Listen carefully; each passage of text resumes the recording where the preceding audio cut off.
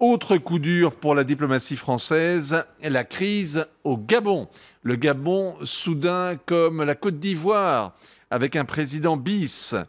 André Baombam a été pendant 25 ans ministre d'Omar Bongo. Il était l'ami de son fils, Ali Bongo. Il en est devenu le rival. Il s'est présenté contre lui à la présidentielle de l'an dernier et il prétend qu'il a gagné, que l'autre lui a volé la victoire. Il ne l'a jamais accepté. Après quelques mois passés à Paris, le 30 décembre, il est rentré au pays. Ses partisans l'ont fêté, vous l'avez vu. Et hier, il a franchi le Rubicon. Il s'est proclamé vainqueur, il a prêté serment, il a nommé un gouvernement et le pouvoir l'a aussitôt accusé de haute trahison et son parti a été dissous. Mais André Baombam est depuis hier au siège de l'ONU à Libreville où il a déposé une lettre pour Ban Ki-moon. Il attend la réponse et c'est là que nous l'avons joint au téléphone tout à l'heure. Il a bien l'intention d'être traité par la communauté internationale comme Alassane Ouattara, le président élu de Côte d'Ivoire.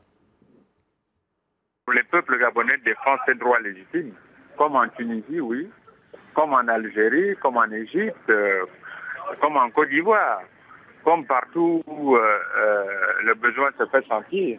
Si je vous dis que vous risquez de mettre le feu au Gabon et que c'est une politique dangereuse, qu'est-ce que vous répondez ?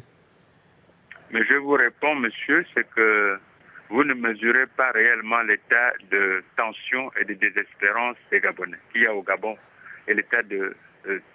Donc, je pense qu'il est temps, il est important que les uns et les autres regardent lucidement la situation au Gabon. C'est pas moi qui mets le feu au Gabon. J'ai empêché que le feu ne prenne au Gabon lorsqu'il y a eu le coup d'État électoral.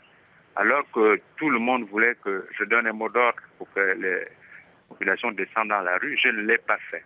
Et tout le monde l'a reconnu, effectivement, que j'ai évité justement que le Gabon ne sombre dans le pays. Mais pour maintenir la paix, on ne peut pas le faire seul. Si le pouvoir est légitime, lui, considère que le seul moyen de gouvernance, c'est l'intimidation, c'est l'arrogance, c'est la répression, c'est la recherche d'un pouvoir absolu.